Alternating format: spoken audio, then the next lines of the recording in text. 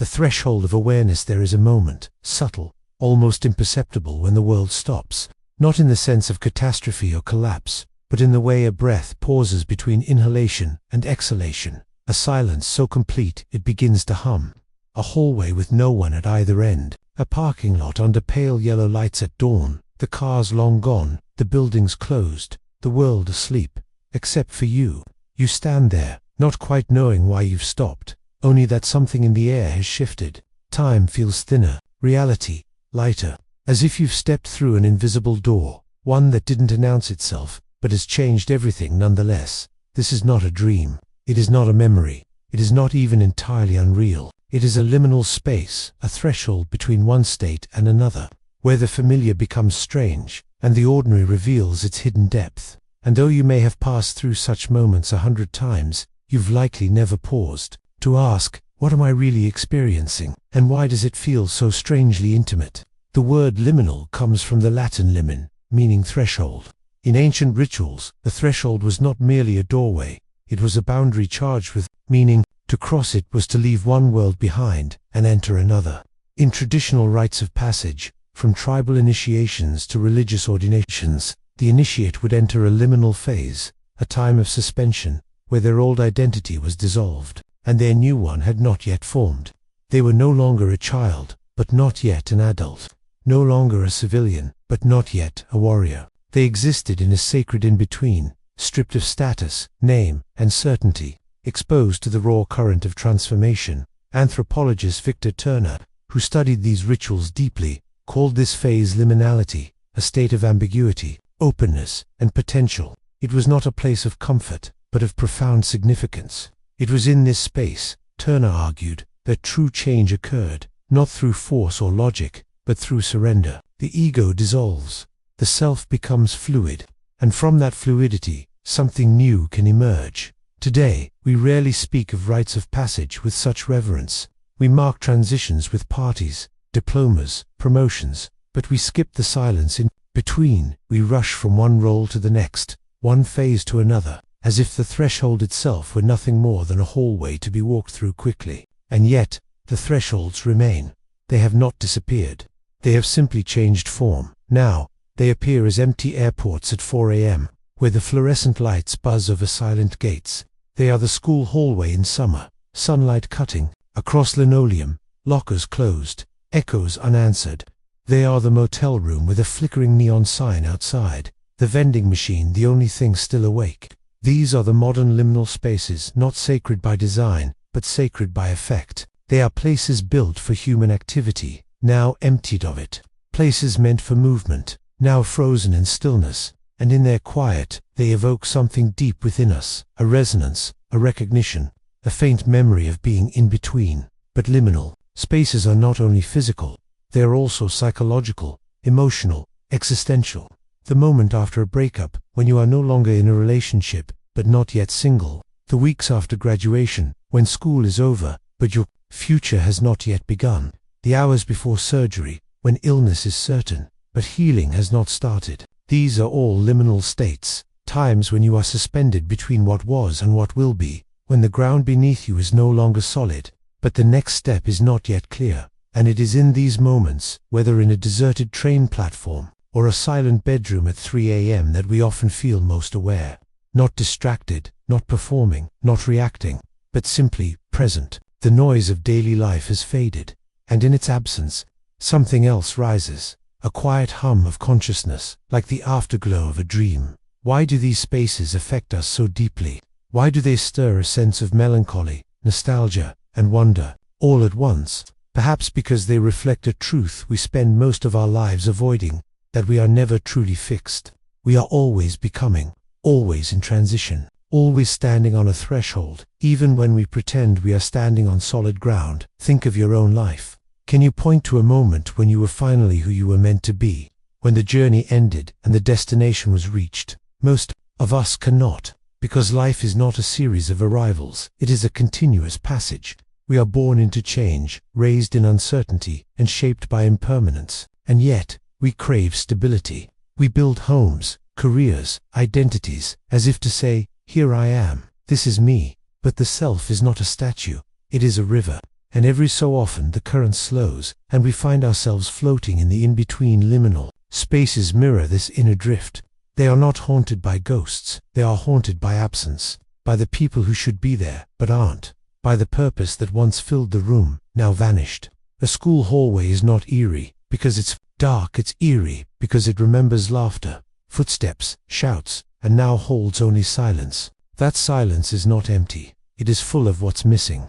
And in that fullness, we see our own lives, the people we've lost, the versions of ourselves we've outgrown, the futures we imagined but never reached. There is a photograph that circulates online, an empty 1980s mall, pastel tiles, escalators frozen, a single shopping bag drifting across the floor. Thousands have commented on it, not with fear, but with sorrow. I miss a time I never lived. One says, it feels like a memory of my childhood, says another. But many of them were not alive in the 80s. The mall was never theirs, and yet they grieve it. Why? Because it is not the mall they miss. It is the feeling, the sense of possibility, of community, of belonging. The mall was a social threshold, a place between home and the world, between private and public life. And now that it is gone, it becomes a symbol of all thresholds we no longer honor. We are drawn to liminal spaces, not because they are strange, but because they are true. They do not lie to us. They do not promise permanence. They do not pretend to be full when they are empty. In their stillness, they reveal the fragile beauty of transience, the understanding that everything passes, and that in the passing, there is a kind of grace. And perhaps that is why they unsettle us. Not because they are frightening, but because they are honest. They remind us that we, too, are temporary, that our plans may not unfold, that our identities may shift, that one day, the rooms we live in, the roles we play, the voices we love, all will fall silent. But there is also freedom in this realization, because if we are not fixed, then we are not trapped. If we are always in between, then we are always possible. The person you were yesterday is not the person you must be tomorrow. The pain you carry today does not have to define you forever. Like the empty hallway, you are not abandoned, you are awaiting. You are in motion, even when you feel still. Take a moment to reflect on this. Breathe, slowly. Feel the space around you. Notice the silence between your thoughts. That space, that quiet, is also liminal. It is not nothing. It is the ground from which everything arises, and in that space you are not lost. You are not behind, you are not broken. You are simply between, and being between is not a flaw. It is a condition of being alive. Modern life does everything it can to erase the in-between. We fill our days with noise, our minds with distraction, our schedules with purpose. We fear boredom, silence, stillness, not because they are dangerous, but because they force us to face what we usually avoid, the open-ended nature of existence, the lack of guarantees, the truth that we are always becoming, never finished. But in liminal spaces, that avoidance becomes impossible. The noise stops, the distractions vanish, and we are left with only ourselves, not the self we perform for others, but the self that exists in the quiet, uncertain, fragile, but deeply aware. This is why these spaces feel so intimate. They do not judge, they do not demand, they simply are. And in their presence, we are invited to do the same, to stop performing, stop rushing, stop pretending we know where we're going. We are invited to stand in the threshold, to feel the cool air of the unknown on our skin, to listen to the hum of silence, to ask, without needing an answer, who am I, when no one is watching? What remains, when everything else has been stripped away? These are not questions of logic, they are questions of presence, and they can only be asked in the in-between. So the next time you find yourself in a quiet parking lot, a deserted platform, a hospital waiting room at night, do not look away, do not rush to leave, pause, breathe, let the stillness settle over you like a soft blanket. You are not late, you are not lost, you are not behind, you are exactly where you need to be, on the threshold of awareness, and from here, everything is possible. Let us now step deeper into this quiet, not just into the space, but into the self that feels so strangely at home within it. Because the next threshold we cross is not physical, it is psychological. The mind in suspension there is a moment, delicate and fleeting, when the boundary between dream and waking dissolves. You are no longer asleep, but you are not yet awake. Your body lies still beneath the sheets, heavy as stone, yet your mind drifts through corridors of half-formed images, a face from childhood, a melody with no origin, a hallway that stretches endlessly into fog. You cannot move. You do not want to. Time does not pass. It pools, thick and slow, like water in a forgotten pond. This is not sleep.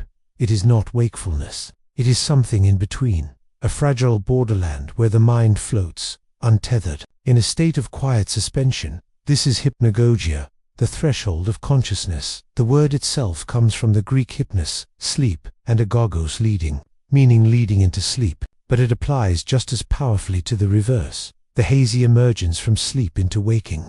In this liminal state, the brain operates in a unique frequency, a blend of alpha and theta waves, where logic loosens, imagination expands, and the senses blur. You might hear whispers that aren't there, see shapes in the darkness, feel the sensation of falling just as you drift off. These are not hallucinations in the clinical sense. They are natural phenomena of a mind in transition, slipping between two worlds, and in this space, something extraordinary happens. The mind becomes porous. Thoughts enter without invitation. Memories surface like bubbles from deep water. Ideas spark in the dark, not through effort, but through surrender. Some of history's most brilliant insights have emerged from this fog. Thomas Edison, for instance, would nap with ball bearings in his hand, poised over a metal tray. The moment he drifted into hypnagogia, his grip would relax, the balls would drop, the noise would wake him, and he would immediately write down the visions that had flickered through his mind. He believed these twilight images held the seeds of invention. Nikola Tesla claimed to visualize entire machines in perfect detail during these states, constructing them in his mind before ever touching a tool. Salvador Dali, ever the surrealist, would sit with a key in his hand, balanced above a plate. As he slipped into sleep, the key would fall, clatter, and wake him just in time to capture the bizarre, dreamlike images that danced at the edge of awareness. He called it slumber with a key, a method of harvesting the unconscious. These are not mere anecdotes. They are testaments to the creative power of the in-between. When the rigid structures of waking logic soften, the mind opens to new connections, to patterns unseen, to ideas that would never survive the scrutiny of full consciousness. In hypnagogia, the impossible feels plausible, the absurd feels profound, and the ordinary feels enchanted. But this state is not only a wellspring of creativity, it is also a mirror of the soul. Because, in hypnagogia, the ego, that constant narrator of our lives, the I that claims ownership of thoughts, feelings, and identity, begins to dissolve. It does not vanish completely, but it thins, like mist at dawn. You no longer feel like a solid, continuous self. You are not quite you. You are a witness, a presence, a flicker of awareness drifting through a landscape of sensation and image. And in that softening of self, something rare occurs. Pure receptivity. You are not trying to understand. You are not resisting. You are not judging. You are simply experiencing. And in that openness, long-buried emotions rise. Grief from years, ague, forgotten fears, quiet joys you never named. A memory surfaces, your grandmother's hands, the smell of rain on pavement, a song your mother used to hum. You don't reach for it, it comes to you, unbidden, carried on the current of the in-between. This is why hypnagogia can feel so intimate, even sacred. It is not a state of doing, but of being, not of control, but of surrender. And in a world that demands constant productivity, this kind of stillness feels almost rebellious. We are taught to be alert, decisive, efficient, to wake up and act. But here, in the quiet before the day begins, there is no action, only presence, only the slow unfolding of the mind, like a flower opening in the dark.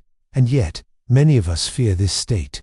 We rush to silence it. We grab our phones the moment we wake, flooding our minds with notifications, messages, the noise of the world. We dread the stillness, the drifting thoughts, the sense of not being fully here. We call it weird or creepy, especially when we experience sleep paralysis, a related phenomenon where the body remains temporarily paralyzed, a natural safeguard to prevent us from acting out dreams while the mind is partially awake. In that state, some report seeing shadowy figures, hearing voices, feeling a presence in the room. These experiences, though frightening, are not supernatural. They are the brain's attempt to make sense of sensory chaos in a state of transition. But perhaps the real fear is not of shadows or voices, it is of losing control. In hypnagogia, we are not in charge. We cannot direct our thoughts. We cannot predict what will arise.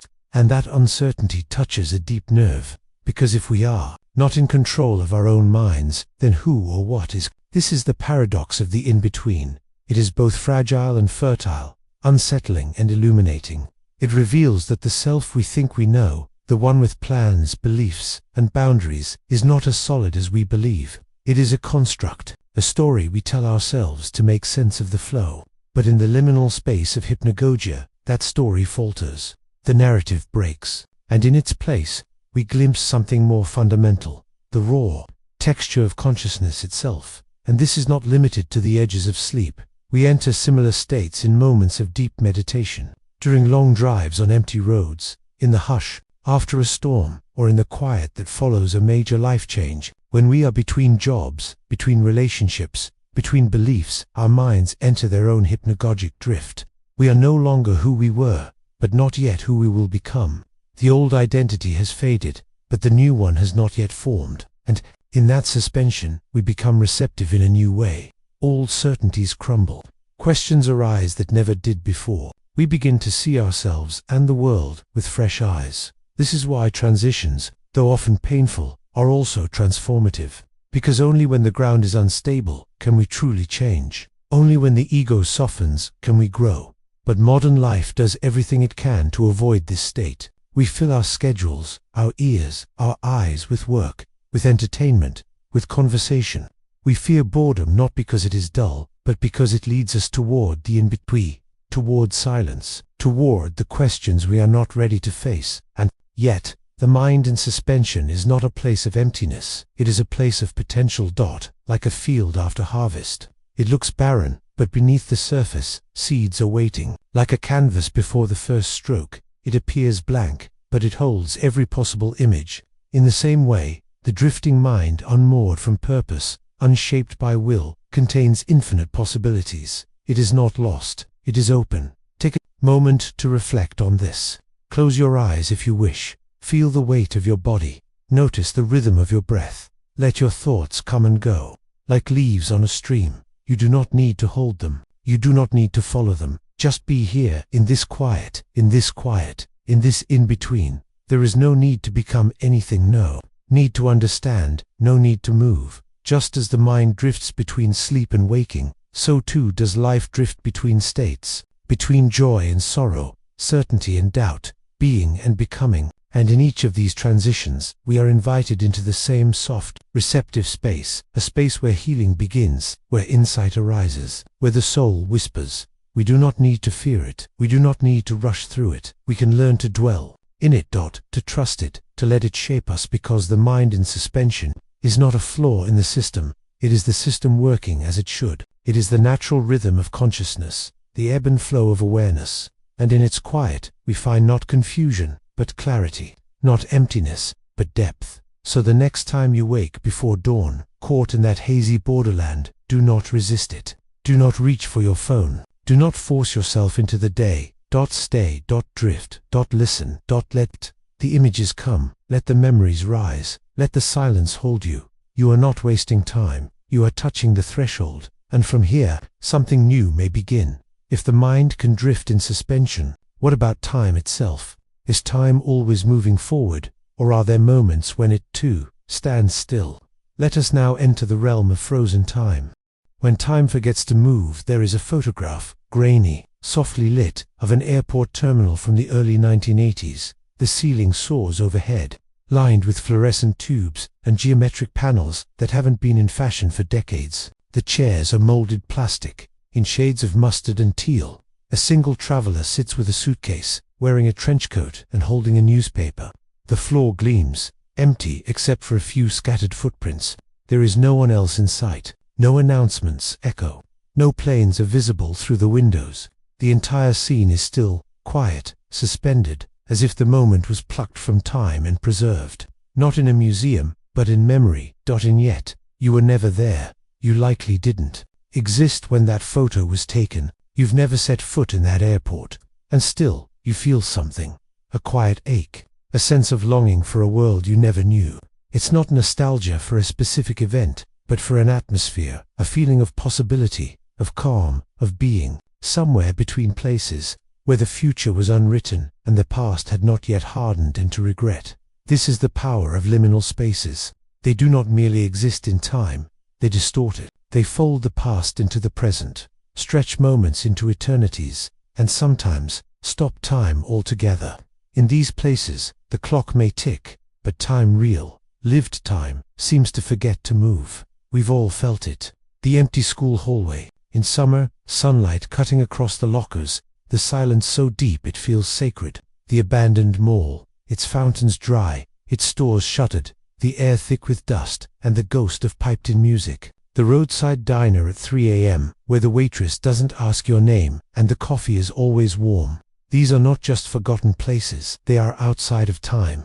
They exist in a realm where the past is not gone, the future has not arrived, and the present is stretched so thin it becomes transparent. Philosopher Henry Bergson once made a crucial distinction between two kinds of time. The first, which he called temps, is the time of clocks and calendars, measurable, divisible, linear. It is the time we schedule our lives by.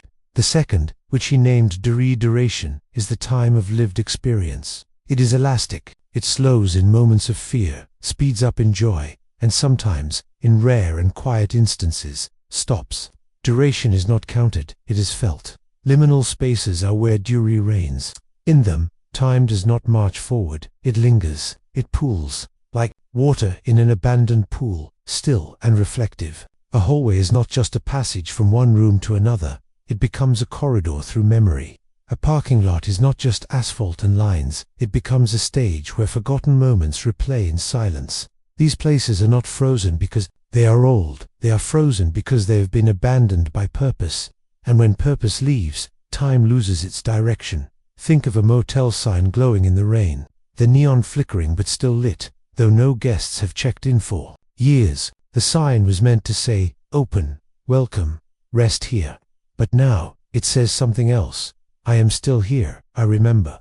It continues to burn, not because it serves a function, but because it exists in a kind of temporal suspension, a moment stretched. So long it has become timeless. This is why we feel such a deep, wordless emotion in these spaces. We are not just seeing an empty building, we are encountering a gap in time, a place where the normal rules don't apply, where the past is, not past, but present in the peeling paint, the warped floorboards, the faint scent of old carpet. We are not observing history, we are inhabiting it, and in that inhabitation, something strange happens.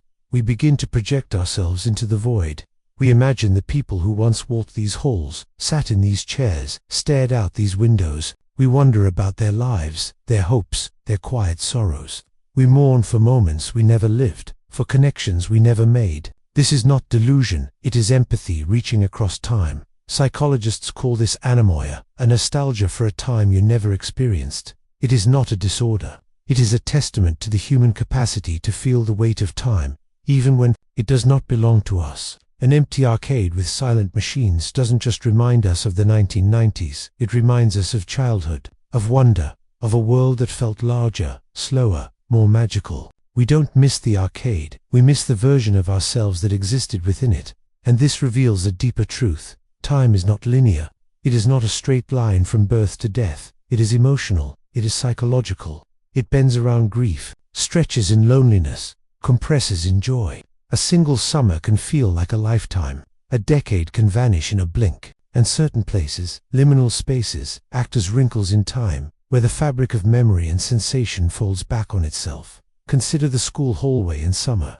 In September, it would be loud, chaotic, full of shouting, laughter, slamming. Lock us in June, it is silent. The same walls, the same floors, the same fluorescent lights, but the atmosphere is entirely different. It is not just empty, it feels haunted, not by ghosts, but by absence, by the echo of what was. The lockers still bear the dents from backpacks, the graffiti from bored students, the stickers from bands long disbanded. Each mark is a time stomp, a whisper from the past. And yet, time hasn't moved on. It has paused. The hallway is not after school. It is between school years. It exists in a gap, a breath held between inhale and exhale. And in that gap, time becomes fluid. You can almost see the students walking, hear the bell ringing, Feel the nervous energy of the first day. The past is not gone, it is layered into the present. This is the essence of the timeless. It is not eternity, it is thickness. A moment so saturated with meaning that it cannot be contained by a single instant. It spills over, echoing into the silence. We see this in photographs too. A Polaroid of a family picnic in the 1970s. The clothes, the car, the trees, all slightly faded, slightly unreal. The people are smiling, but you know, with quiet certainty, that they are gone now. And yet, in the photo, they are alive, not in body, but in presence. The image does not capture a moment, it suspends it. It creates a tiny pocket of timelessness, where the dead are still breathing, the young are still young. The future has not yet brought its sorrows. Liminal spaces are like that photograph, but three-dimensional. They are time capsules, not by design, but by neglect. They were meant to be temporary, a bus stop, a waiting room, a hotel lobby, places of transit, not permanence. But when they are forgotten, they become eternal, because nothing changes, nothing is added, nothing is removed, and in that stillness, time loses its power. This is both beautiful and unsettling, because if time can stop, then nothing is truly gone. The past is not erased, it is merely waiting, preserved in the silence of an empty station, the dust on a forgotten desk, the hum of a neon sign in the rain dot. And if the past is still here, then who are we, in this present moment? Are we really so different from the people who walked these halls before us? Are we not also passing through, also temporary, also destined to become ghosts in someone else's memory? Take a moment to reflect on this. Breathe slowly. Feel the weight of the present. Notice how it trembles on the edge of becoming past. The moment you are in this exact second is already slipping away, and yet, somewhere, in a quiet hallway, a flickering light, a forgotten room, time has forgotten to move, and in that stillness, everything that ever was remains, softly glowing. We cling to the idea of progress, that time moves forward, that we are always advancing, improving, arriving. But liminal spaces whisper a different truth, that time is not a river flowing to the sea, but an ocean, deep and still, where all moments exist at once, layered beneath the surface. And in that ocean, we are not just moving through time, we are swimming in it. So the next time you pass through an empty space, a train platform, a vacant lot, a hallway with no doors open, do not rush, pause, look around, listen, feel the air, notice the silence. Something is happening here, not nothing. Something. Time is not passing, it is waiting, and in its stillness, it asks, what will you leave behind? What traces of you will remain when you are gone? And who, in some quiet future, will feel a pang of longing for a time they never knew, because of you? But if time is fluid, what about identity? If we are not fixed in time, are we fixed in ourselves? Let us now wander into the mirror of the self. The self as a threshold. Imagine standing in a long, narrow corridor, endless in both directions.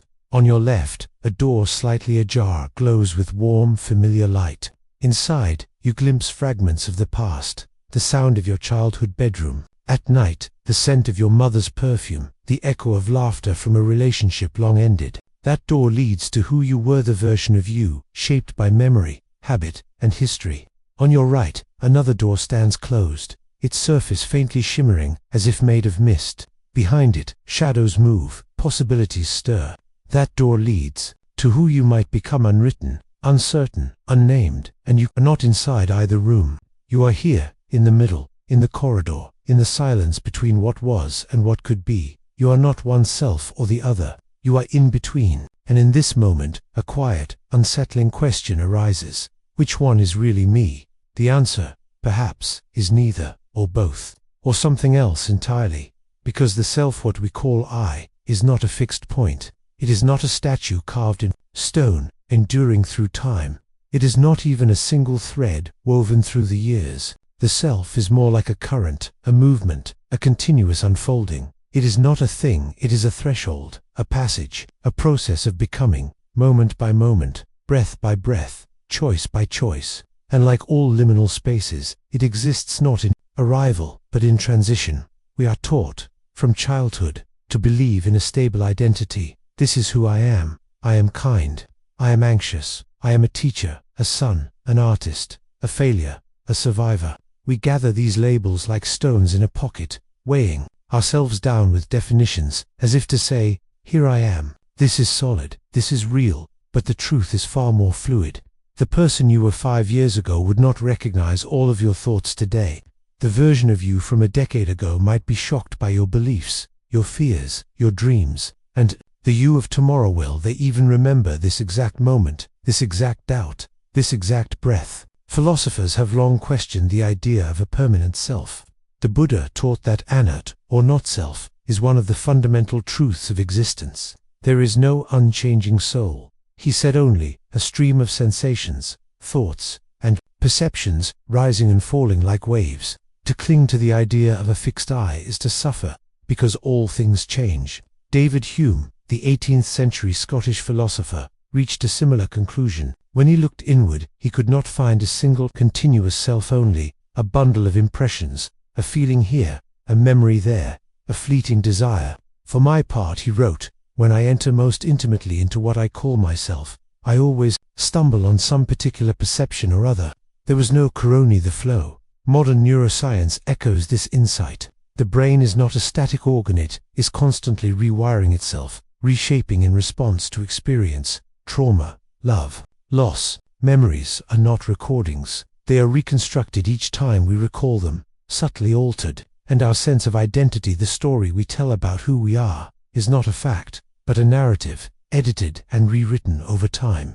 We are not who we were. We are not even who we think we are. We are always becoming. And yet, we resist this truth. We build identities like fortresses, careers, relationships, beliefs, hoping they will protect us from the uncertainty of change. We say, I am this, as if to anchor ourselves against the current. But life has a way of cracking those walls open. A breakup, a job loss, a diagnosis, a sudden insight in the middle of the night. In these moments, the illusion of stability shatters. The self we thought we knew begins to dissolve, and we are left standing in the corridor, between doors, wondering, if I'm not who I was, who am I now? This is the crisis and the gift of liminality.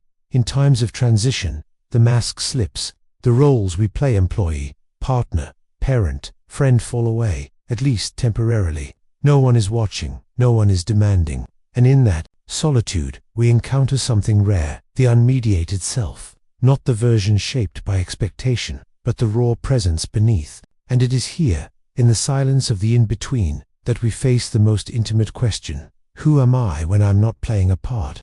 It is a terrifying question, because without roles, without labels, without history, we feel weightless, formless, like smoke. We fear that without a fixed identity, we will vanish, that, if we are not someone, we are no one. And so we rush to rebuild the walls. We jump into new relationships, new jobs, new stories, desperate to feel solid again. We avoid the corridor, preferring the comfort of a room even if it no longer fits. But there is another way, a quieter, slower path. The path of staying in the threshold, because, in the in-between, we are not nothing. We are everything possible. We are not bound by who we were. We are not limited by who we think we should be. We are open, fluid, free. Like water, we can take any shape. Like light, we can pass through walls. In this state, we are not lost. We are available. Available to change. Available to grow. Available to become something we cannot yet name. This is why liminal spaces, empty hallways, quiet stations, deserted roads feel so deeply personal. They do not just mirror our external journey. They reflect our internal one. The abandoned school is not just a building, it is the ghost of the child you once were. The empty airport is not just a transit zone, it is the symbol of the person you are becoming.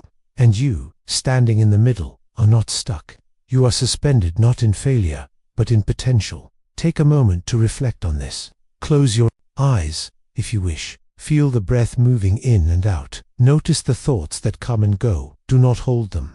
Do not hold them away.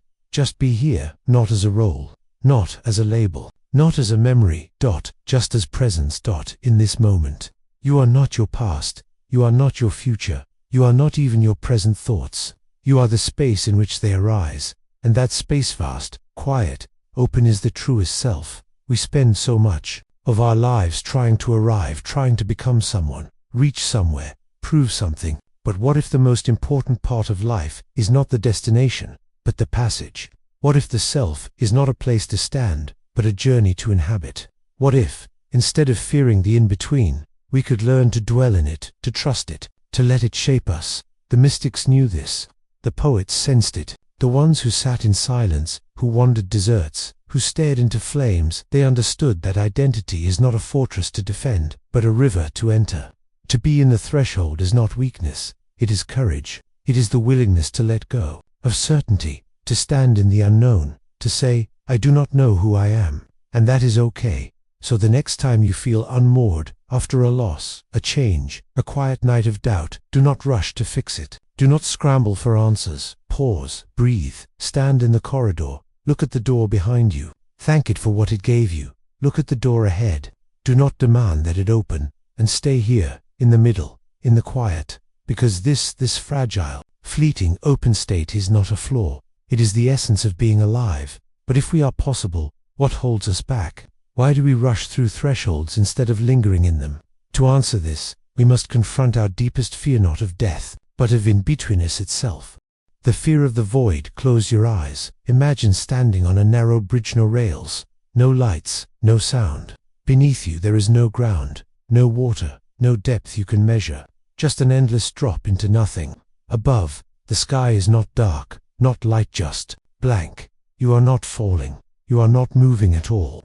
You are frozen in place, suspended between two absences. Below, the void. Above, the silence. Your breath is shallow. Your heart beats not from danger, but from a deeper inner quiet rising panic that has no name, no source, no object. You are not afraid of falling. You are afraid of the nothingness itself. This is the void, not a place, not a thing, but the absence of all things, the silence after the last word, the space between stars, the pause between thoughts. It is not evil, it is not hostile, it simply is. And yet, it terrifies us more than any monster, any disaster, any known danger ever could, because the void asks a question we are not ready to answer. What if there is no meaning, no purpose, no fixed ground beneath our feet? This fear, this deep, wordless dread is what the philosopher Søren Kierkegaard called angst, often translated as dread or anxiety. But it is not anxiety about a specific threat, job loss, a diagnosis, a storm on the horizon. It is anxiety about nothing at all. It arises not in chaos, but in stillness, not in danger, but in freedom. Kierkegaard described it as the dizziness of freedom, the moment when you stand at the edge of a choice and realize that you must make it, that no rule, no tradition, no God will decide for you. In that instant, the ground vanishes. You are free, and that freedom feels like falling. Martin Heidegger, another towering figure in existential thought, called this state being he believed that most of the time we live in inauthenticity, distracted by routines, roles, and social expectations, avoiding the raw truth of our existence. But in rare moments, when we sit alone at 3 a.m., when we stand in an empty room, when we stare into the dark, authenticity breaks through. We confront the fact that we are finite, that life has no guaranteed meaning, that we are, in the end, responsible for creating our own purpose. And in that confrontation, the void appears. Liminal spaces, empty hallways, silent stations, abandoned buildings are not just physical locations, they are invitations to this confrontation. They are stripped of function, stripped of people, stripped of noise. A train platform is built for movement, for arrival and departure. But when no trains come, when no voices echo, when the lights hum over emptiness, it becomes something else, a space of pure potential and pure absence. It leads somewhere, but not now. It waits for what? For whom? There is no answer. And in that unanswered waiting, the mind begins to tremble. We do not fear the void because it is dark. We fear it because it is clear. It shows us what we usually hide from. That much of life is not solid, but suspended. That our identities, our beliefs, our plans, they are not foundations. They are rafts, drifting on an ocean with no shore. The void does not destroy meaning. It reveals that meaning was never given, it must be chosen. And that is terrifying. Because if meaning is not handed to us, if it is not written in scripture, in tradition, in the expectations of others, then the responsibility falls entirely on us. We cannot blame fate, or society, or luck. We must decide. We must act. We must become who we are, not who we were told to be. This is why we flee the void so quickly. We fill silence with music. We drown stillness with scrolling. We replace solitude with company, even when the company means nothing. We rush through transitions, graduation, breakups, retirement without pausing in the in-between. Because to pause is to risk encountering the emptiness beneath our feet. We build lives of constant motion, not because we are busy, but because we are afraid of standing still. Even our architecture reflects this fear. We design spaces to be full of people, of purpose, of noise. A mall is not meant to be empty. A classroom is not meant to be silent. When these places lose their function, they feel wrong, not because they are broken, but because they reveal the void that was always there, hidden beneath the activity. And yet, the void is not the enemy. It is not a chasm to be feared, but a space to be entered, because without emptiness, nothing can change. Think of a seed. Before it becomes a tree, it is nothing but potential wrapped in silence. It must break open. It must fall into dark soil. It must surrender its form to become something new. The void is that soil. It is the necessary darkness before growth. Or think of a musical note. Its beauty does not come from the sound alone, but from the silence around it. A single tone, sustained forever, becomes noise. But when it is framed by silence before and after it, becomes music. The silence is not absence. It is part of the composition. In the same way, the void is not the opposite of meaning, is its condition. We cannot choose if we do not have space to choose. We cannot become if we are already fixed. The void is the space between who you were and who you might be. It is the breath before the word, the pause before the step, the stillness before the dance. And in that space, you are not lost. You are free, but freedom is heavy. It is not the lightness of escape, but the weight of responsibility. To stand in the void is to accept that no one will save you. No one will tell you what to do. No one will give you a map. You must create your own path. You must name your own values. You must become the author of your life. This is why the fear of the void is, at its core, the fear of freedom. That we say we want freedom, but what we really want is security. We want permission to be ourselves, but only if someone else approves. We want to change, but only if it's safe, only if it's guaranteed. The void offers no guarantees. It offers only possibility, and possibility is terrifying, because it means that everything could be different, that you could walk through a different door, that you could speak a different truth, that you could become someone you have not yet imagined. Take a moment to reflect on this. Breathe slowly. Feel the space within you, the quiet places, the unanswered questions, the parts of you that do not yet have a name. That space is not empty. It is full of becoming. We spend our lives building walls against the void, walls of routine, of belief, of identity. But sometimes the walls crack. A loss, a failure, a moment of sudden clarity. And through the crack, the void shines in, not as a threat, but as a call. It says, you do not have to stay the same. It says, you are not behind. You are not broken. You are in motion. It says, you are allowed to change. And perhaps, just perhaps, the void is not empty at all. Perhaps it is full of something we've forgotten how to see, something ancient, something quiet, something that has been waiting not to destroy us, but to awaken us. Let us now consider the sacred nature of thresholds. Sacred thresholds. Long ago, doorways were not merely functional. They were not just frames of wood or stone that allowed passage from one room to another. They were thresholds, sacred boundaries, charged with meaning, marking the transition from the ordinary to the extraordinary, from the profane to the holy. In ancient temples of Greece, Egypt, and India, the entrance was designed to slow the visitor, to narrow the path, to force a pause. You could not rush in. You had to bend slightly, lower your gaze, quiet your breath.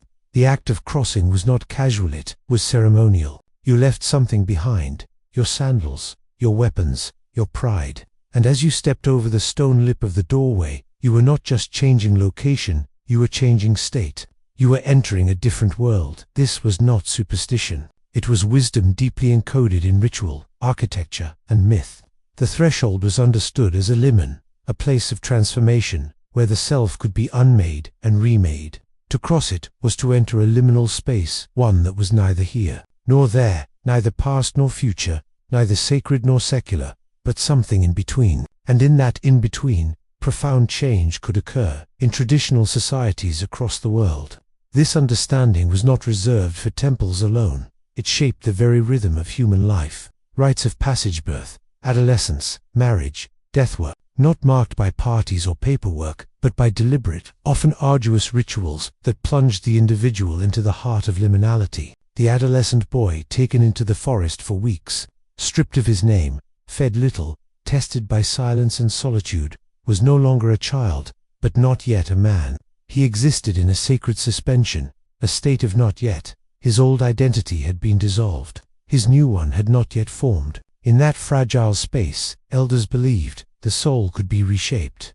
the ego could be broken, and from the pieces, a new self could emerge. Among the Aboriginal peoples of Australia, young initiates undergo walkabout a journey into the wilderness that can last months. They are alone, without food or shelter, forced to survive by instinct and memory. But it is not merely a test of endurance. It is a spiritual pilgrimage, a crossing into the dreamtime, the eternal, sacred dimension where ancestors walk and creation unfolds. During this time, the initiate is not considered fully human.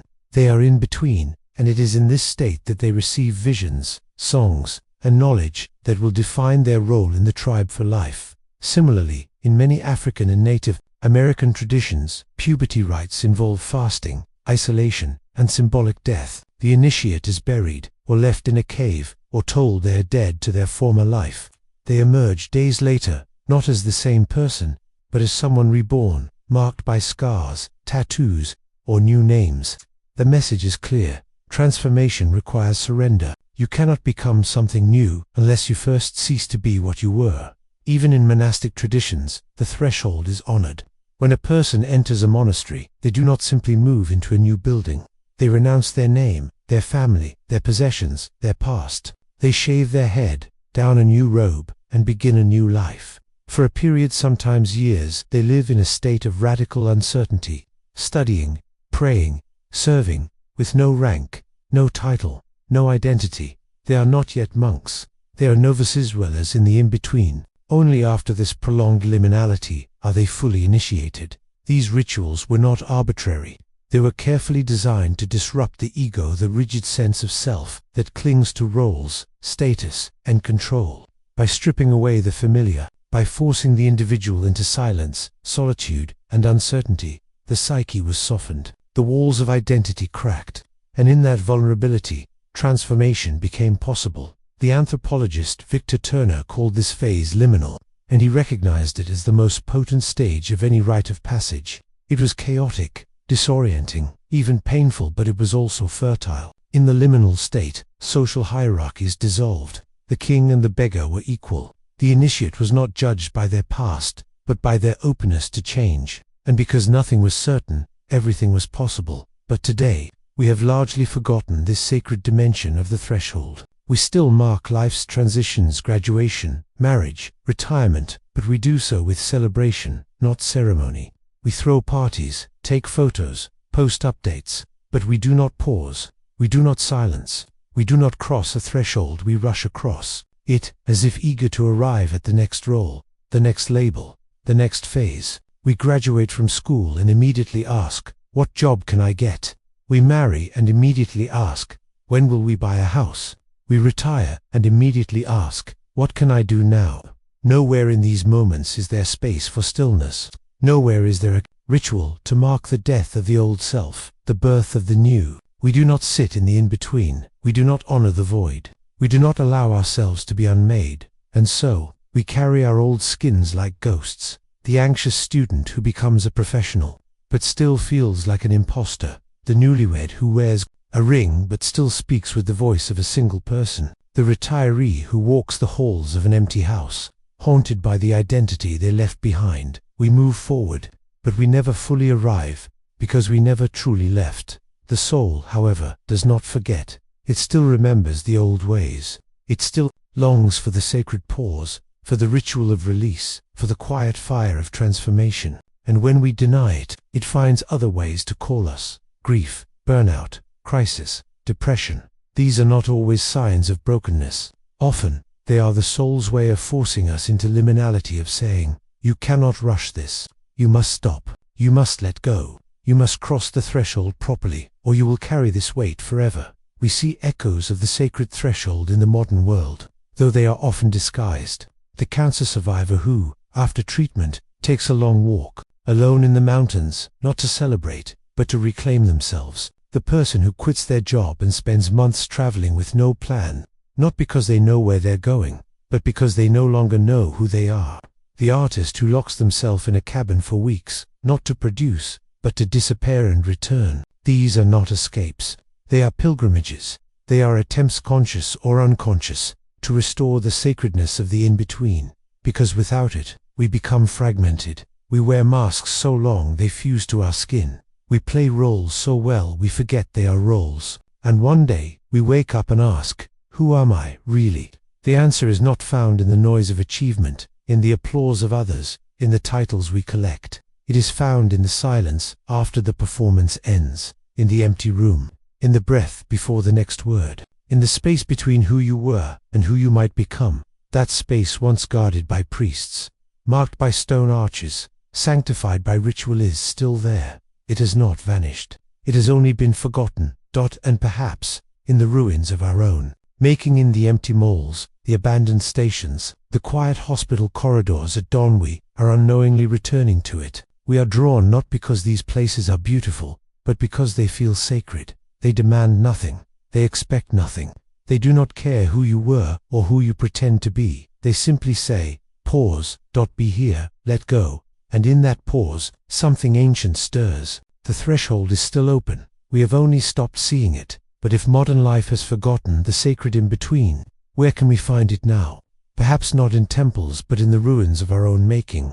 Urban decay and the beauty of abandonment. There is a certain kind of beauty that does not shin, it fades. It does not stand tall, it crumbles. It does not demand attention, it whispers from the edges, from the corners, from the places we've stopped visiting. It lives in the school gymnasium where the bleachers are folded up, coated in dust, and a single basketball rests in the corner, deflated, its orange skin cracked with age. It lingers in the shopping mall where the fountains are dry, the storefronts boarded, the neon signs flicker weakly in the afternoon light, spelling out names of stores that no longer exist. It hums in the abandoned hospital hallway where a gurney lies on its side, a patient's robe still draped over the rail, and ivy creeps through a shattered window. These places are not just empty. They are haunted not by ghosts in the supernatural sense, but by presence, by what once was, by laughter that echoed under these ceilings, by footsteps that wore down these floors, by hands that touched these walls. The people are gone, but their absence is so thick it feels like a kind of presence. And in that paradox, life, remembered through decay, there is a quiet, unsettling beauty. We call them ruins. But unlike the ancient temples of Rome or the crumbling castles of Scotland, these are not relics of a distant past. They are from our time, from our parents' era, from our own childhoods. A 1980s mall, a 1990s office complex, a high school. From the early 2000s, these places were built to last, designed with confidence, filled with promise. They were meant to be centers of life, of commerce, education, community. And yet, within decades, sometimes mere years, they were left behind, not destroyed by war or disaster, but by change, by shifting economies, by digital revolution, by the relentless march of progress. And now, they stand in silence, slowly being reclaimed by time. But here's the strange thing. We don't just feel sadness when we see them, we feel drawn. We take photographs, we share them online, we return, again and again, to walk through their hollow halls. And in that fascination, there is more than nostalgia. There is reverence. Because decay, in these spaces, is not an end. It is a transformation. The peeling paint is not just it, is a slow unraveling of meaning, a quiet rebellion against permanence. The cracked tiles are not flaws, they are maps of time, each fracture a record of frost, of rain, of neglect. The vines growing through broken windows are not invaders, they are reclamation. Nature gently reminding us that nothing is truly ours, that all structures, all systems, all civilizations eventually return to the earth. Philosopher Walter Benjamin, writing in the early 20th century, spoke of the aura quality he believed had been lost in the age of mechanical reproduction. In ancient times, a painting or a sculpture had aura. It was unique, tied to its place and time, imbued with a kind of sacred presence. But with photography, film, and mass production, that aura faded. Copies could be made. Art could be everywhere. and in that ubiquity, something essential was lost: the sense of the original, the singular, the real. Yet Benjamin also suggested that aura could return not in new things, but in the old, the worn, the decaying, in the crack of a statue's face, in the yellowing of a photograph, in the echo of a forgotten room. Decay, in this sense, is not destruction, it is re-enchantment. It restores the sacredness that modernity had stripped away. The abandoned mall, for all its fluorescent decay and crumbling concrete, has an aura the new one never did, because it has lived, it has suffered, it has been loved and then left. And so, we are drawn to these places, not despite their decay, but because of it. We live in a world that worships the new, the latest phone, the newest trend, the freshest design. Everything is built to be replaced. Planned obsolescence in both objects and ideas. We discard not only products, but relationships, beliefs, even selves, in pursuit of something better, brighter, faster. In this culture, to age is to fail, to fade is to disappear. And so, we fight time with every tool we have: filters, facelifts, endless scrolling, the illusion of eternal youth. But decay says something different. It says, you do not have to last forever to matter. It says, what was loved was real. It says, even endings have beauty, and in that message, there is liberation. Because if a building can be meaningful not in its prime, but in its decline, then so can we. We do not have to be at our peak to be worthy. We do not have to be productive, beautiful, or successful to belong. We can be cracked, we can be worn, we can be quiet, we can be abandoned by others, and still, we can hold a kind of radiance. This is why urban explorers risk trespassing, climbing through broken windows, navigating unstable floors, not for thrills, but for communion. When they stand in an empty classroom, chalk still on the board, textbooks open on desks, they are not just documenting decay. They are witnessing a moment suspended in time. They are honoring what was. They are saying, this mattered, this existed, this was alive. And in that act, they are doing something deeply human. They are practicing remembrance. We fear abandonment because it feels like rejection. To be left behind is to be deemed unnecessary, irrelevant, obsolete. But in the world of urban decay, abandonment is not a verdict, it's a pause. The mall is not gone, the school is not erased. They are waiting, not for people to return perhaps, but for someone to see them, to bear witness, to say, I was here, I saw you. I remember. There is a photograph, widely shared, of an abandoned video rental store. Rows of VHS tapes lined the shelves, their covers faded, their spines cracked. A sign still reads new releases. No one has been there in years, and yet, the image moves people, not because it's tragic, but because it's true. It captures a moment in the life of culture, a phase we have moved beyond, but not forgotten. That store was once full of people choosing movies, laughing, debating what to watch. It was part of someone's first date, someone's rainy afternoon, someone's childhood, and now, it is silent. But the silence is not empty. It is full of those moments, folded into the dust, woven into the peeling paint.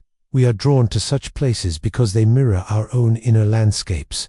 We, too, have rooms inside us that feel abandoned, dreams we gave up on, versions of ourselves we outgrew, loves we lost. We carry them like forgotten wings, not functional, but still part of us. And when we see a building that has been left behind, we recognize ourselves. We feel a kinship with its quiet dignity, and in that recognition, we find comfort. Not everything must be fixed, not everything must be used, not everything must be loud or bright or new. There is value in stillness, in the soft light of endings. Take a moment to reflect on this. Breathe slowly. Think of a place you once loved that no longer exists. A home, a school, a park, a relationship. Can you still feel it? Not as it was in its prime, but as it is now, in memory, in absence, in quiet. That feeling, the ache, the warmth, the sorrow is not loss. It is love that has nowhere to go. And love, even when unheld, is never wasted. So the next time you see a broken window, a rusted swing set, a hallway with no doors opened, do not look away. Pause. Step closer. Listen. The beauty is not in what remains, it is in what has been. And if decay speaks, what does silence say? In these empty places, sound vanishes, and in silence, something deeper begins to whisper. the sound of silence. Close your eyes, breathe in, breathe out. Now, listen, not to music, not to words, not to the hum of a distant car or the whisper of wind through trees. Listen instead to what remains when all of that fades, the quiet that lingers beneath, the faint vibration of the air, the soft rhythm of your own breath, the almost inaudible pulse in your ears, like the ocean heard through a shell, the creak of a floorboard settling into itself, the distant, metallic sigh of a refrigerator turning on. These are not sounds we usually notice. We filter them out, day after day, as background, as nothing. But in silence, they rise, they become voices, they become companions. Silence, it turns out, is never truly silent. It is not emptiness, it is not absence, it is fullness, but of a different kind, a fullness of attention, a fullness of presence, a fullness of listening. In the stillness of a liminal space, an empty hallway, a vacant church, a hospital corridor at 3 a.m., the noise of the world recedes, and something else emerges, the subtle texture of being alive. The world does not stop speaking when it goes quiet. It simply changes its language. In our daily lives, we are drowned in sound. Notifications chime, music plays in the background, conversations overlap, traffic hums, screens buzz. We move through a constant storm of noise, not because we love it, but because we fear what lies beneath it. We fear the quiet. We fear what we might hear when the world stops talking, not outside, but within. And yet, silence has always held a sacred place in human experience. Monks retreat into silence for weeks, even years, not to escape the world, but to hear it more clearly. Meditators sit in stillness, not to shut out life, but to meet it directly, without distraction. In many spiritual traditions, silence is not the opposite of speech, but its source. Before the word, there is silence. Before the thought, there is stillness. And in that space, something deeper than language begins to stir. One of the most profound explorations of silence came from the American composer John Cage. In 1952, he premiered a piece titled 433, a composition in 3 movements, during which the performer does not play a single note. For 4 minutes and 33 seconds, the pianist sits at the instrument, opens the keyboard, closes it, and waits. That is the entire performance. To many, it was absurd, a joke, a provocation. But Cage insisted it was not silence he had composed, it was listening. The piece, he said, was not about the absence of sound, but about the sounds that appear when we stop making them. In the concert hall, as the audience sat in stunned confusion, the room began to breathe. Someone coughed, a program rustled, a foot shuffled, rain tapped against the windows, a distant siren faded in and out. These were not interruptions, they were the music. 433 revealed that silence is not a void, it is a field of awareness. It is the space in which all sound, all sensation, all existence becomes audible. And in that revelation lies a quiet truth. Silence does not hide the world, it reveals it. In liminal spaces, this becomes especially clear. An abandoned school, a subway station at night, a motel hallway with no one walking. These places are not just visually empty, they are acoustically thin.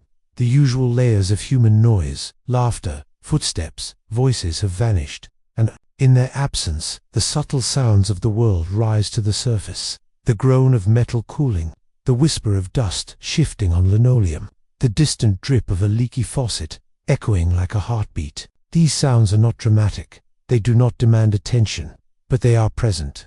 And in their quiet persistence, they speak of a world that continues, even when we are not watching, not listening, not participating. But silence does more than amplify sound, it amplifies self. When the noise stops, we are left with only our own mind, and that can be unbearable. We fear silence not because it is loud, but because it is honest. It strips away distraction. It removes the masks we wear. In conversation, the roles we play in public, the stories we tell to make sense of ourselves. In silence, there is no performance. There is only what is, and what is often messy. Regrets surface, old wounds reopen. Questions arise that we've spent years avoiding. Am I living the right life? Did I love enough? Will I be remembered? These are not thoughts we invite. They come unbidden, like shadows lengthening at dusk. And so, we flee. We turn on the radio. We scroll. We speak, even when we have nothing to say. anything to break the silence before it breaks us. And yet, if we stay, if we let the quiet settle over us like a blanket, something shifts. The thoughts do not disappear. The fears do not vanish, but they lose their power. They are no longer commands. They are just sounds, like the hum of the refrigerator, passing through, and in that space, a deeper voice begins to emerge, not loud, not urgent, but steady. It does not offer answers. It does not give advice. It simply is. It is the voice of presence, of acceptance, of being here, now, without needing to fix anything. This is why silence is the ultimate liminal space. It is not a place of arrival. It is not a destination. It is a threshold between noise and stillness, between thought and awareness, between self and self. In silence, we are not who we were, nor who we will be. We are simply in transition, suspended in the act of listening, and in that suspension, we become receptive, not to information, but to insight, not to solutions, but to understanding. Scientists have found that silence has measurable effects on the brain. After just 2 minutes of quiet, the brain begins to generate new neurons in the hippocampus, the region linked to memory and emotion. Silence reduces cortisol, the stress hormone. It lowers blood pressure. It allows the mind to rest, to reset, to integrate what it has experienced. But beyond the biology, there is something more profound. Silence creates space for the soul to speak. We spend so much of our lives trying to be heard, to express ourselves, to be understood, to matter. But perhaps the deeper need is not to speak, it is to be heard. And the only one who can truly hear us, in the deepest sense, is ourselves. But only when we stop talking. Take a moment to reflect on this. Let your breath slow. Let your shoulders drop. Let your thoughts come and go, like leaves on a stream. Do not follow them, do not judge them. Just listen to the silence, to the breath, to the faint hum of your own being.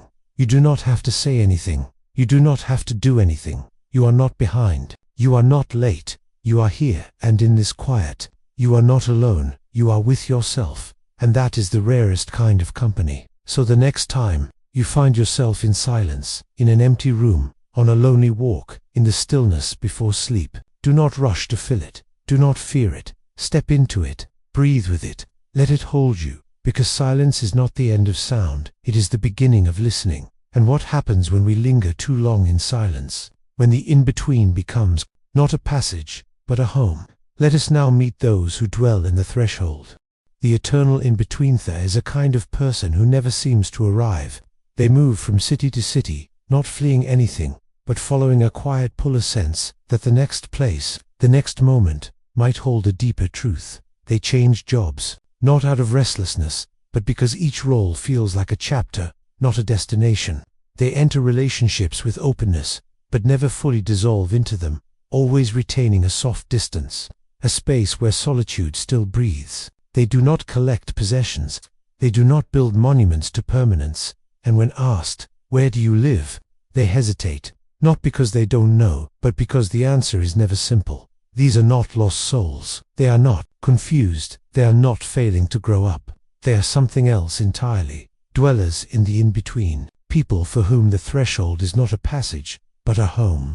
For them, life is not a journey toward completion, but an unfolding, a continuous becoming. They do not seek arrival, because they have already found what they need. The freedom of not being fixed. We often mistake this way of being for indecision, for avoidance, for a refusal to commit. But the truth is far more profound. To live in the eternal in-between is not to drift, it is to choose drift as a form of clarity. It is to recognize that identity, purpose, and meaning are not destinations to be reached, but currents to be moved within. Like a river that never stills, they understand that to be alive is to be in motion, and that the only true stagnation is the illusion of arrival. Philosopher Gilles Deleuze described this mode of existence through the idea of nomad way of thinking and living that resists fixed categories, rigid structures, and predetermined paths. Unlike the sedentary mind, which seeks to map, control, and categorize, the nomadic mind wanders. It does not follow roads, it creates them. It does not ask, "Where am I going?" but "What am I becoming?" For Deleuze, the nomad is not someone who lacks a home, but someone whose home is movement itself. Their identity is not a noun, but a verb. Not "I am," but "I am becoming."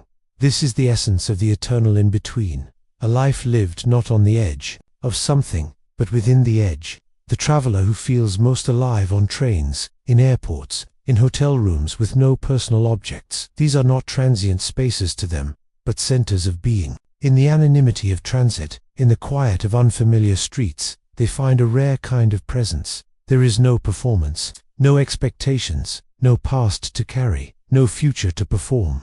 There is only the moment, the breath, the light, the sound of a distant bell. And in that moment, they are not incomplete. They are whole, precisely because they are not trying to be whole. Consider the artist who never settles on a single style, who moves from painting to poetry to sound, not because they lack focus, but because they refuse to be contained. Or the writer who lives in 10 countries over a lifetime, not chasing inspiration, but responding to the quiet truth that every place dissolves a little more of the self, revealing something newer, truer, beneath. Or the monk who walks for years with no destination, not as penance, but as prayer, a pilgrimage without end, because the walking itself is the devotion. These lives are not failures to settle.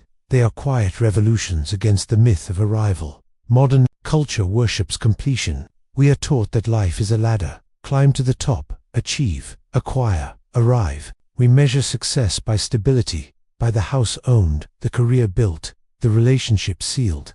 We speak of finding yourself, as if the self is a lost object waiting to be recovered, polished, and put on display. But what if the self is not something to be found, but something to be unmade and remade, again and again? What if the most authentic life is not the one that stands firm, but the one that flows? To dwell in the in-between is to reject the idea that we must be complete. It is to say, I do not need to know who I am. I do not need to have it all figured out. I do not need to arrive anywhere to be valid. In a world that demands answers, this is not weakness, it is radical freedom. The Zen monk who sits in silence, gazing at the moon, says, not one thing is missing, even in emptiness. He does not mean that the world is full. He means that fullness is not the point. Wholeness is not found in accumulation, but in acceptance, in the space between breaths, in the pause between thoughts, in the silence after the question. And so, the one who lives in the eternal in-between does not lack their release. They do not cling to identity, because they have learned that clinging is suffering. They let roles come and go like seasons. They allow love to enter and leave, not with bitterness, but with gratitude. They move through life like a guest in a vast, quiet house, never owning the rooms, but honoring each one while they're there. This way of being is not for everyone. It is not a prescription. It is a possibility. And yet, in our deepest moments, many of us feel its pull. Who among us has not, in the stillness of night, imagined walking away from everything, name, job, home, history, and starting anew, not to escape, but to be? Who has not felt a pang of longing when seeing a train disappear into the fog, carrying strangers toward unknown lives? That longing is not a sign of dissatisfaction. It is a whisper from the soul, reminding us that we, too, are in motion, that we, too, are thresholds. And perhaps the most radical act of all is to stop pretending otherwise, to stop forcing ourselves into boxes labeled career, relationship, success, to stop apologizing for not being settled, to stop measuring our worth by how much we've accumulated, how far we've climbed, how solid we appear, to instead say, I am not behind, I am not lost, I am in the flow, and that is enough. There is a deep peace in this, not the peace of finality, but the peace of surrender, the peace of knowing that you do not have to finish anything to be whole, that you can be a question and still be complete, that you can stand in the hallway with no door open and still belong. Take a moment to reflect on this. Let your breath slow, feel the space within you, the parts that resist definition, the thoughts that wander, the dreams that have no shape. That space is not empty, it is alive, it is free. You do not have to become anyone. You do not have to go anywhere. You are not late. You are not broken. You are in the eternal in-between. And from here, everything is possible. But what if the entire universe is in between? What if nothing is ever truly stable, not even matter, not even time? Let us now gaze into the cosmic liminal. The universe as a liminal space. Look up. On a clear, moonless night, far from the glow of cities, the sky opens, not just as darkness, but as depth and infinite expanse, scattered with points of light, each a sun, a system, a history burning across time. Between them, there is space vast, unimaginable, not empty space, not truly, but void, a silence so complete it feels sacred, billions of miles between stars, billions of years for light to cross the gulf. Galaxies drift apart, not through motion, but because the space between them stretches, like fabric being pulled from within. And in that stretching, in that silence, in that endless in-between, something profound emerges, the possibility that the entire cosmos is not a collection of solid things, but a single, unfolding liminal space, a threshold without walls, a passage without doors, a moment still in motion that has never settled. We tend to think of the universe as made of things, stars, planets, atoms, bodies, solid, separate, enduring. But modern physics tells a far stranger story, one that echoes the quiet revelations of philosophy and mysticism. At the most fundamental level, matter is not solid at all. An atom, that building block of everything, is over 99.999% empty space. The nucleus at its center is like a grain of sand in the middle of a cathedral. The electrons that orbit it are not tiny balls, but clouds of probability flickering in and out of existence, appearing and vanishing like thoughts in a dream. What we perceive as solid, the chair beneath you, the floor, your own hand, is not substance, but vibration, a dance of energy, held together by forces we cannot see, sustained by rules we are only beginning to understand. In other words, you are not made of matter, you are made of space and motion. And if the smallest units of existence are not solid, then nothing is. The mountain is not eternal, the earth is not fixed. Even the stars will one day burn out, drift apart, dissolve into cold darkness. Everything we know, every form, every structure, every identity is temporary, a ripple on the surface of an endless ocean, a note held in the silence between sounds. This is not poetry, it is science. The universe is not static, it is expanding, accelerating, even and not into anything we can name. It is not expanding into space, it is space. Time, matter, energy are not moving through a container, they are creating the container as they go. There is no outside, no edge, no destination, just unfolding, becoming, passing through. And in this endless flux, the idea of stability begins to crumble.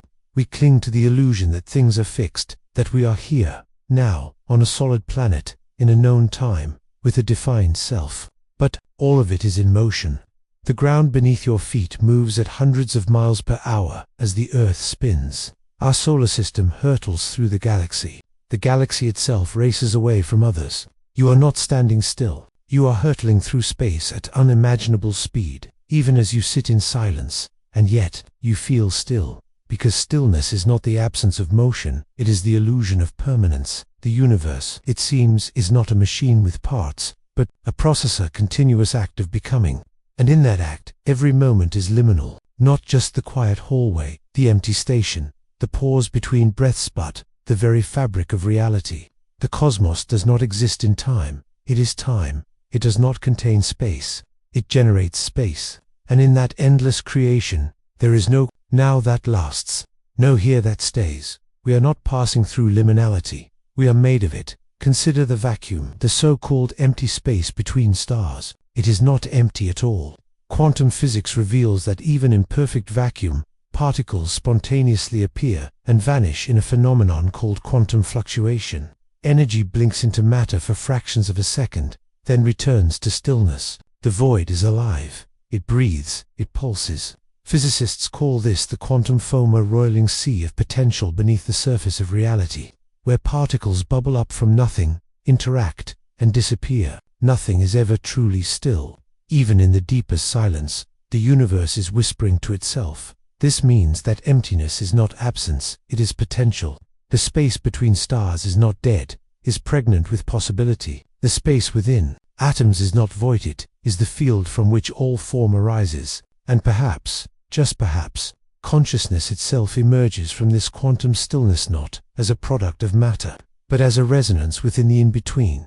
If this is true, then liminality is not a rare condition. It is the default state of existence. Birth is not the beginning of life, but a transition from one form of being to another. Death is not an end, but a return to the field of potential. And life, this fragile, flickering awareness we carry, is not a fixed point, but a wave moving through the cosmic in-between. We spend so much of our lives trying to anchor ourselves to build homes, relationships, identities that will not change, but the universe tells us, nothing stays, not stars, not planets, not civilizations, not selves. And yet, in that impermanence, there is not tragedy but beauty, because without change, nothing could be born. Without space, nothing could move. Without the in-between, nothing could become. Even time, as we experience it, may be an illusion. Einstein showed that time is not absolute. It bends, it slows near massive objects, it stretches. For a photon light itself, time does not pass at all. From the moment it is emitted to the moment it is absorbed, billions of years may pass. In the universe, but for the photon, the journey is instantaneous. Past, present, and future exist simultaneously in the fabric of space-time. What we call now is just a slice of perception, a narrow window through which we glimpse an eternal whole. In this view, the past does not vanish, the future does not wait. They are all here layered, folded, coexisting in the vast liminal field of being. The child you are still laughs in the backyard.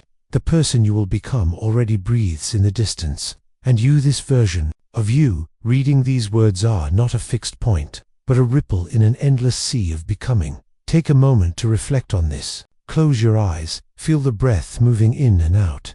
Now imagine that each breath is not just air, but stardust atoms forged in ancient supernova, now moving through you.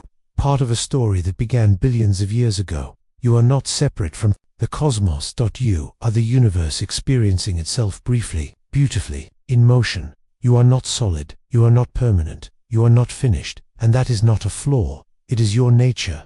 You are not a thing. You are a process, a transition, a threshold. Like the space between stars, you are vast. Like the quantum void, you are full of potential. Like the expanding universe, you are becoming endlessly, silently, perfectly. So the next time you feel unmoored, uncertain, unfinished, do not reach for certainty. Do not rush to solidify. Instead, look up, see the stars. Feel the silence between them. That silence is not empty. It is where everything begins. And if all is flux, what happens to memory, to the past? Does it vanish? Does it linger in the spaces between?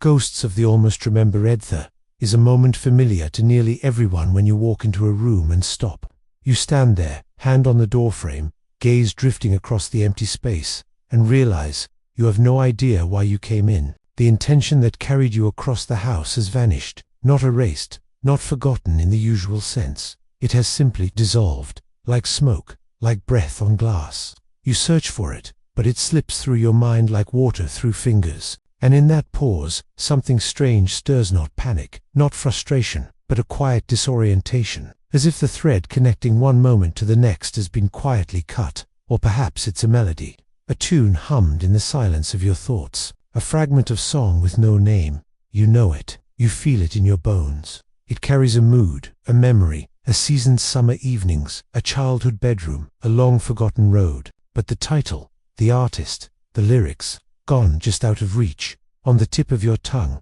but never quite surfacing. You hum it to someone, hoping they'll recognize it, but even that feels slippery, incomplete. The notes waver, as if the memory itself is fading even as you try to hold it. Or it's a face, someone you pass on the street or see in a photograph, and something in your chest tightens. You know them, not intimately, perhaps, but surely there was a classroom, a party, a train ride years ago. And yet, when you search for their name, their story, their place in your life, there is only a hollow space, a presence without form, a ghost of recognition. These are not failures of the mind. They are not signs of decline. They are not mere forgetfulness. They are glimpses into the liminal nature of memory itself, into the fragile, shifting borderland between what was and what remains. We tend to think of memory as a recording, a kind of internal archive where experiences are stored, neatly labeled, ready to be retrieved. Like files on a hard drive,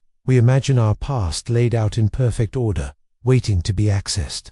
But neuroscience tells a far more poetic truth. Memory is not retrieval, it is reconstruction. Every time you remember something, you are not playing back a recording. You are rebuilding it, stitching together fragments of sensation, emotion, and narrative, shaped by who you are now. And in that act of reconstruction, something is always lost. Something is always added. Memory is not fixed. It is fluid. It breathes. It changes. And in the gaps, the spaces between neurons, between moments, between words, something lingers. Not the full memory, but its shadow, its echo, a feeling without a source, a name that won't come, a scene half remembered, like a film with missing frames. These are the ghosts of the almost remembered, not full presences, but traces. Not memories, but the feeling of memory. Neuroscientists call this retrieval failure, the frustrating experience of knowing something is there, just beyond reach. The brain lights up in recognition, but the pathway to articulation is blocked. The memory exists in the network, but the access point is obscured. But poets, mystics, and dreamers have always known this phenomenon by another name, haunting, because these almost memories feel like visitations. They arrive uninvited. They carry weight. They stir emotion. They are not rational. They are not complete. And yet, they are real. And liminal spaces, those, quiet, in-between realms, are their natural habitat. Think of an empty school hallway in summer. You've never been there before, perhaps, but something in it feels known. The light on the lockers, the echo of footsteps, the smell of wax and dust. It triggers a sensation, not of a specific event, but of a kind of event of youth, of transition, of time suspended. You don't remember this place, but you remember this feeling. And in that confusion between past and present, reality and recollection, the mind blurs. You experience deja vu, eerie sense that you've lived this moment before, though you know you haven't, or its opposite.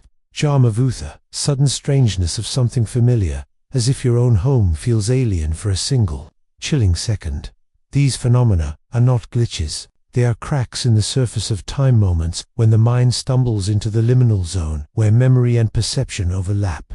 In such spaces, the past does not stay buried. It seeps through, not as full recollection, but as atmosphere, as mood, as a whisper from a life you almost lived. And this is where the true power of memory lies, not in facts, but in resonance. The brain does not store dates and details like a library. It stores meaning, it stores emotion, it stores the weight of a glance, the tone of a voice, the silence after a goodbye. And years later, when a scent, a sound, or a slant of light echoes, that moment, the feeling returns whole, immediate, overwhelming, though the context is gone. This is why we are haunted by places we've never been. Why a photograph of an abandoned theater can make us ache for a performance we never saw. Why a melody from a film we haven't watched in decades can bring tears to our eyes. The memory is not ours, not in the literal sense, but the feeling is, and feeling, in the end, is what memory truly preserves. We are not haunted by the past. We are haunted by the almost passed by, what was almost said, almost done, almost loved, by the version of ourselves who almost took a different path, by the life that flickered in the corner of our vision and then vanished. These are the ghosts that dwell in the in-between, not in cemeteries, but in the quiet corners of the mind. They are not the dead. They are the almost living, the choices we didn't make, the words we didn't speak, the love we didn't claim. They linger not as regrets, but as possibilities, faint, persistent, beautiful. And perhaps they are not illusions. Perhaps they are real in their own way. Quantum physicists have speculated that every possible choice spawns a parallel reality, that in some unseen dimension, the version of you who stayed, who left, who spoke, who remained silent still exists. If that is true, then the almost remembered may not be memories at all. They may be echosphere signals bleeding through from other versions of ourselves, other timelines, other lives. Or perhaps no physics is needed. Perhaps the mind, in its deepest layers, holds all that we have been and all that we might have been. And in moments of stillness, when the noise of the world fades, when we stand in an empty room or walk through a silent forest, those other selves stir. They reach out, not with words, but with feeling, with a pang, a sigh, a sudden tear. Take a moment to reflect on this. Breathe slowly. Let your thoughts drift. Is there a memory that won't come into focus? A face you can't name? A song you can't place? Don't force it. Don't chase it. Just let it be. There on the edge. That feeling, the ache, the familiarity, the soft sorrow is not a failure. It is a visitation. It is the mind touching the in-between. And in that touch, you are not alone. You are with all the versions of yourself who still live in the gaps. So the next time you forget why you walked into a room, don't rush to leave. Pause. Stand there. Let the silence hold you, because in that moment, between intention and action, between memory and forgetting, you are not lost, you are in the borderland, and that is where the ghosts live. And what about dreams? Are they not the most intimate liminal spaces of Alborn, in the mind, yet feeling like other worlds? Ghosts of the Almost Remember Ether is a moment familiar to nearly everyone when you walk into a room and stop. You stand there, hand on the doorframe, gaze drifting across the empty space, and realize you have no idea why you came in. The intention that carried you across the house has vanished, not erased, not forgotten in the usual sense. It has simply dissolved, like smoke, like breath on glass. You search for it, but it slips through your mind like water through fingers. And in that pause, something strange stirs, not panic, not frustration, but a quiet disorientation, as if the thread connecting one moment to the next has been quietly cut. Or perhaps it's a melody, a tune hummed in the silence of your thoughts, a fragment of song with no name. You know it, you feel it in your bones. It carries a mood, a memory, a seasoned summer evenings, a childhood bedroom, a long-forgotten road. But the title, the artist, the lyrics, gone, just out of reach, on the tip of your tongue, but never quite surfacing. You hum it to someone, hoping they'll recognize it, but even that feels slippery, incomplete.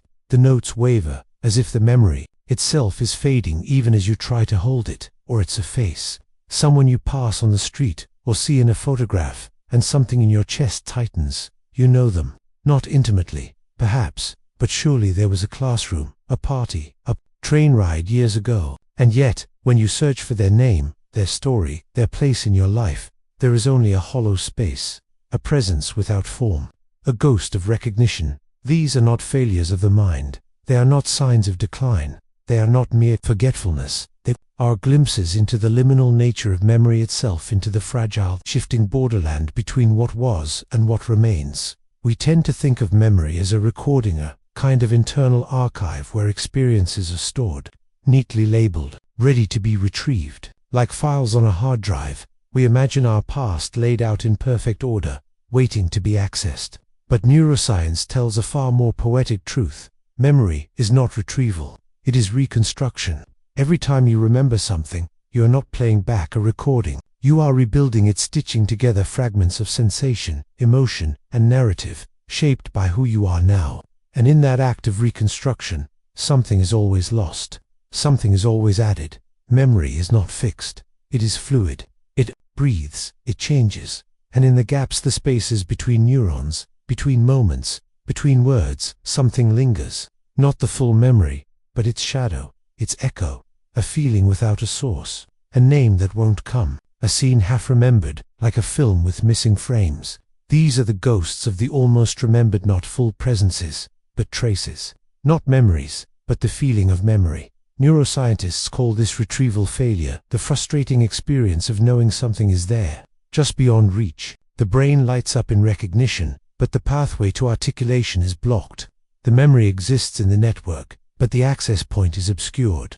But poets, mystics, and dreamers have always known this phenomenon by another name, haunting, because these almost memories feel like visitations. They arrive uninvited, they carry weight, they stir emotion. They are not rational. They are not complete, and yet, they are real. And liminal spaces, those quiet, in-between realms, are their natural habitat. Think of an empty school hallway in summer. You've never been there before, perhaps, but something in it feels known. The light on the lockers, the echo of footsteps, the smell of wax and dust. It triggers a sensation, not of a specific event, but of a kind of event of youth, of transition, of time suspended. You don't remember this place, but you remember this feeling. And in that confusion between past and present, reality and recollection, the mind blurs. You experience Dacia Vutha, eerie sense that you've lived this moment before, though you know you haven't, or its opposite. Jama Vutha, sudden strangeness of something familiar, as if your own home feels alien for a single, chilling second. These phenomena are not glitches. They are cracks in the surface of time, moments when the mind stumbles into the liminal zone, where memory and perception overlap. In such spaces, the past does not stay buried. It seeps through, not as full recollection, but as atmosphere, as mood, as a whisper from a life you almost lived, And this is where the true power of memory lies, not in facts, but in resonance. The brain does not store dates and details like a library. It stores meaning, it stores emotion, it stores the weight of a glance, the tone of a voice, the silence after a goodbye. And years later, when a scent, a sound, or a slant of light echoes, that moment, the feeling returns whole, immediate, overwhelming though the context is gone. This is why we are haunted by places we've never been. Why a photograph of an abandoned theater can make us ache for a performance we never saw. Why a melody from a film we haven't watched in decades can bring tears to our eyes. The memory is not ours, not in the literal sense, but the feeling is, and feeling, in the end, is what memory truly preserves. We are not haunted by the past. We are haunted by the almost passed by, what was almost said, almost done, almost loved, by the version of ourselves who almost took a different path, by the life that flickered in the corner of our vision and then vanished. These are the ghosts that dwell in the in-between, not in cemeteries, but in the quiet corners of the mind. They are not the dead. They are the almost living, the choices we didn't make, the words we didn't speak, the love we didn't claim. They linger not as regrets, but as possibilities, faint, persistent, beautiful. And perhaps they are not illusions. Perhaps they are real in their own way. Quantum physicists have speculated that every possible choice spawns a parallel reality, that in some unseen dimension, the version of you who stayed, who left, who spoke, who remained silent still exists. If that is true, then the almost remembered may not be memories at all. They may be ecosphent signals bleeding through from other versions of ourselves, other timelines, other lives. Or perhaps no physics is needed. Perhaps the mind, in its deepest layers, holds all that we have been and all that we might have been. And in moments of stillness, when the noise of the world fades, when we stand in an empty room or walk through a silent forest, those other selves stir. They reach out, not with words, but with feeling, with a pang, a sigh, a sudden tear. Take a moment to reflect on this. Breathe slowly. Let your thoughts drift. Is there a memory that won't come into focus? A face you can't name? A song you can't place? Don't force it. Don't chase it. Just let it be. There on the edge. That feeling, the ache, the familiarity, the soft sorrow is not a failure. It is a visitation. It is the mind touching the in-between. And in that touch, you are not alone. You are with all the versions of yourself who still live in the gaps. So the next time you forget why you walked into a room, don't rush to leave. Pause. Stand there. Let the silence hold you. Because in that moment, between intention and action, between memory and forgetting, you are not lost. You are in the borderland. And that is where the ghosts live. And what about dreams? Are they not the most intimate liminal spaces of Alborn, in the mind, yet feeling like other worlds? Reality as a thin veil there is a moment rare, disorienting, and strangely beautiful when the world stops feeling real. You're standing in an empty airport terminal at 4 a.m., the fluorescent lights buzzing overhead, the departure board flickering with ghostly destinations, the chairs arranged in perfect silence, no voices, no footsteps, no purpose, just you, and the space, and the eerie sense that none of it is quite alive. The carpet, the signs, the glass walls, they look real. They function, but they feel like a set, a stage after the actors have left. And in that stillness, a quiet question rises, not from thought, but from sensation. What if this isn't real? What if I'm dreaming? What if none of this was ever meant to last? You don't say it out loud. You don't believe it, not rationally, but you feel it, deep in the bones. A subtle tremor beneath the surface of things.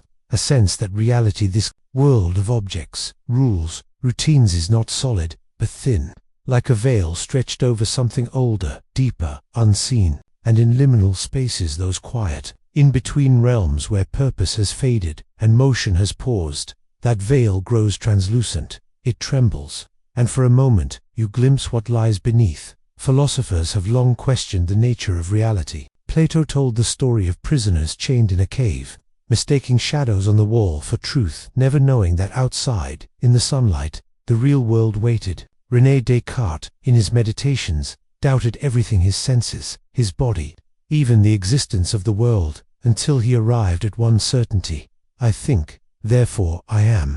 Even if all was illusion, the act of doubting proved the presence of a mind to doubt. Centuries later, in an age of computers and artificial intelligence, philosopher Nick Bostrom proposed the simulation hypothesis, the idea that we might be living in a highly advanced simulation, created by a future civilization, so seamless that we cannot tell the difference. These are not mere thought experiments. They are echoes of a deeper, more primal intuition, that what we call reality may not be the final layer. And yet, you don't need a philosophy degree to feel this. You don't need code, or caves, or complex arguments. All you need is silence, stillness, a moment when the script of daily life falters, when no one is watching, when no one is performing, when the roles we play lose their grip. In that pause, the illusion begins to crack, because reality, as we experience it, is not natural. It is constructed. Think of the mall. It was not born from the earth. It was designed down to the lighting, the music, the scent pumped through, the vents often vanilla or freshly baked cookies. Studies show, to make you linger. Its purpose, to move people from store to store, to encourage spending, to create a sense of endless possibility. The escalators rise and fall, the fountains splash, the mannequins stare with blank eyes, all part of a carefully orchestrated experience. But remove the people, turn off the music, let the lights dim. Suddenly, the mall is no longer a place of commerce. It is a hollow shell. The magic fades, the illusion collapses, and what remains is not reality, but the scaffolding of reality. The same is true of the office, the classroom, the subway, the airport. These spaces are not neutral. They are built to shape behavior, to channel movement, to enforce rhythm. They tell us where to walk, when to sit, how to act. They are stages, and we are actors, playing roles we rarely chose. But in liminal moments, when the office is empty after hours, when the school is silent in summer, when the train platform holds no trains, those roles dissolve. The script is forgotten, and in that absence, we feel it, the thinness of it all. Reality is not a given. It is a consensus, a shared agreement to believe in certain rules, certain meanings, certain boundaries. And when that agreement wavers even slightly, the veil thins. You've felt it in dreams that linger upon waking, so vivid they stain the day. You've felt it in grief, when the world continues, bright and loud, while you stand in silence, knowing nothing will ever be the same. You've felt it in love, when time distorts, when a single glance feels eternal, when the ordinary becomes sacred. These are not breaks from reality, they are breaks into it, because perhaps the deepest truth is not that we live in a flawed or false world, but that we are only seeing a fraction of it. Like fish unaware of water, we move through reality without noticing the medium that holds us. We assume the world is solid because we were taught to, because survival depends on it, because chaos must be contained. But in the quiet, in the in-between, in the spaces where meaning dissolves, the edges blur, and in that blur, something else appears, not madness, not error, but revelation. The empty hallway is not just a corridor, it is a symbol of transition. The flickering neon sign is not just broken wiring, it is a pulse in the dark. The forgotten playground, overgrown with weeds, is not abandoned. It is remembering. These places do not defy reality. They reveal a deeper layer, one where emotion shapes space, where time is not linear, where the past is not gone, and the future is already whispering.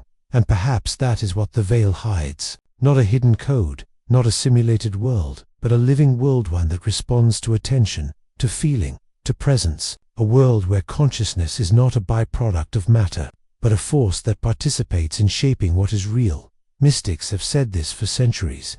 The Sufis speak of Barzekta isthmus between worlds, where the material and the spiritual meet. Indigenous traditions speak of the veil between worlds thinning at dawn, at dusk, during rituals, in dreams. In these moments, the ancestors can be felt. The unseen can be seen.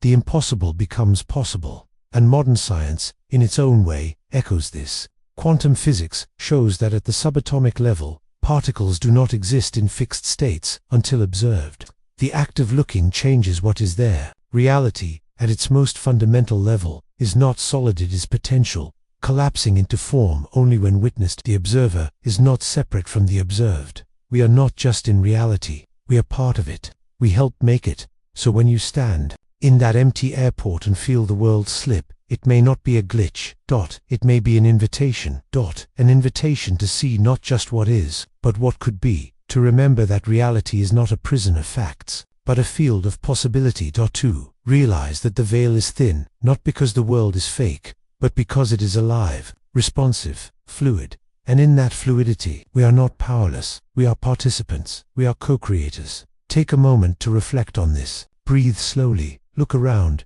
you right now, the wall, the light, the sound of your breath. Feel the surface of things. Now, imagine that beneath it, just beneath, there is movement, a hum.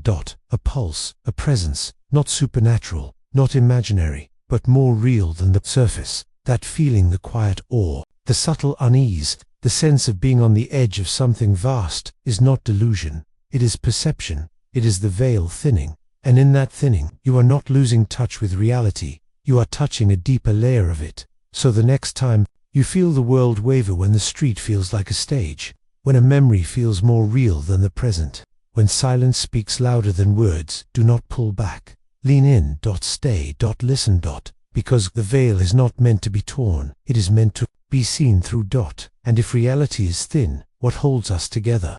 What gives us the courage to keep walking through the courage to be unfixed, to stand in a liminal space, whether it is an empty train station at dawn, a hospital waiting room in the hush before news arrives, or the quiet ache of a heart between loves, is not passive, it is not drifting, it is not waiting, it is an act of quiet, profound courage. Because to be in the in-between is to stand in the absence of certainty, to breathe in the space where answers have not yet formed, to remain present when everything inside you begs for resolution, for movement, for something to happen.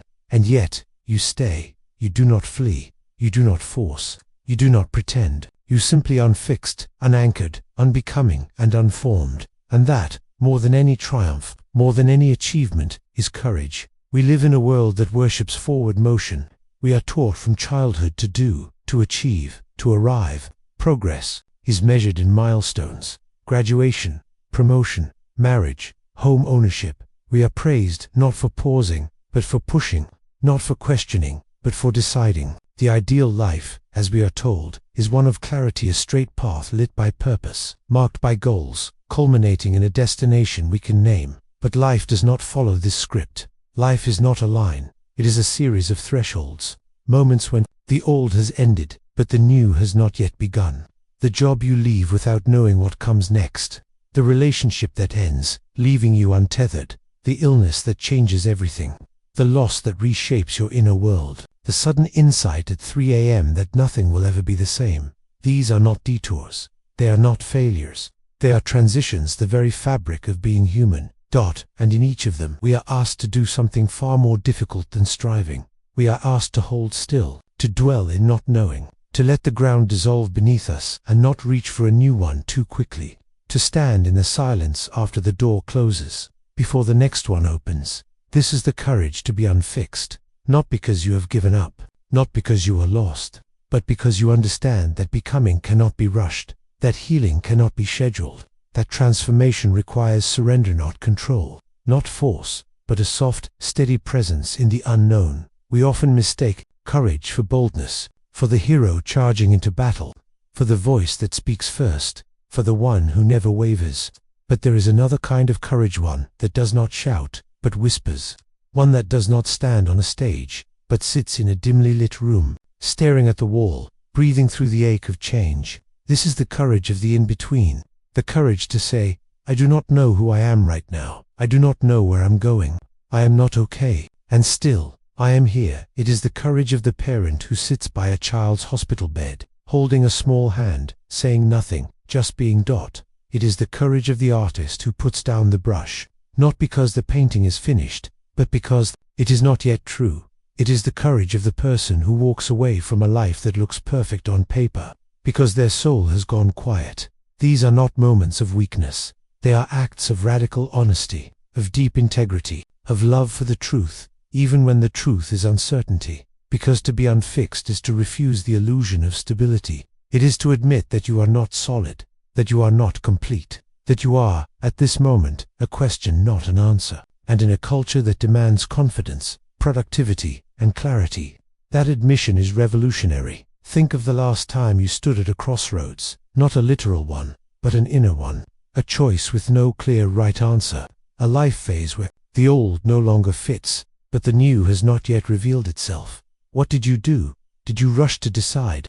Did you grasp at the nearest option, just to end the discomfort? Or did you allow yourself to linger in the not knowing?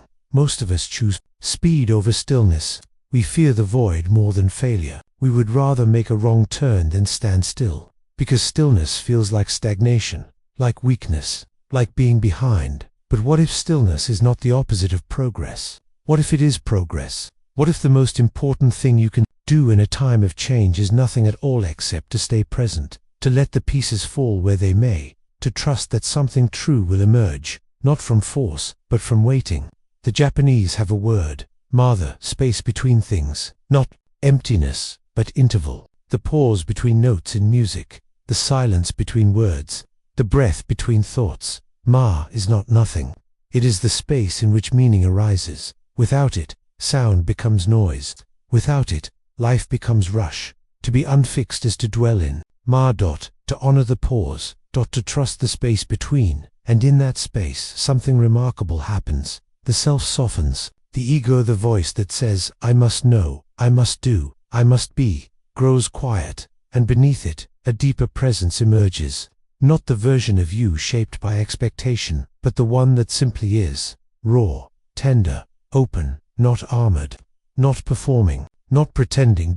This is vulnerability. And vulnerability is not weakness. It is the birthplace of authenticity, because only when we stop pretending to be certain can we begin to discover what is true. Only when we stop performing can we hear our own voice. Only when we stop rushing can we feel the ground beneath us and notice that it, too, is moving. The most courageous people are not those who never doubt. They are those who doubt and stay. Anyway, they are those who grieve and still rise. They are those who stand in the empty hallway, the silent room, the breath before the word and say, without words, I am here. I am not fixed. I am becoming. And in that becoming, there is strength, not the kind that shouts, but the kind that endures. The kind that does not break under weight, but bends like a tree in the wind. Knowing that flexibility is not surrender, but survival. Take a moment to reflect on this. Breathe slowly. Feel the space within you, the questions without answers, the feelings without names, the parts of you that resist definition. That space is not empty, it is alive. It is where transformation begins. You do not need to know your purpose. You do not need to have a plan. You do not need to be strong, or certain, or complete. You only need to be here, and that is enough. Because to be human is not to arrive, it is to be in motion, to be unfinished, to be in between, and to stand in that truth, without flinching, without fleeing. Without fleeing is the quietest, deepest courage of all. So we arrive not at an answer, but at a quiet ending, a space of stillness, where we began. The gift of the in-between. Are not late. You are not lost. You are not broken. You are in between. And this is not a flaw. It is not a failure. It is not a temporary state to be endured until you figure it out. It is a gift, one we have been taught to overlook, to rush through, to fear. But it is a gift all the same, quiet, unassuming, often unnoticed, yet more profound than any arrival. Because the in-between is not emptiness, it is potential. It is not absence, it is presence of a different kind. A presence that does not demand, does not perform, does not pretend. A presence that simply is.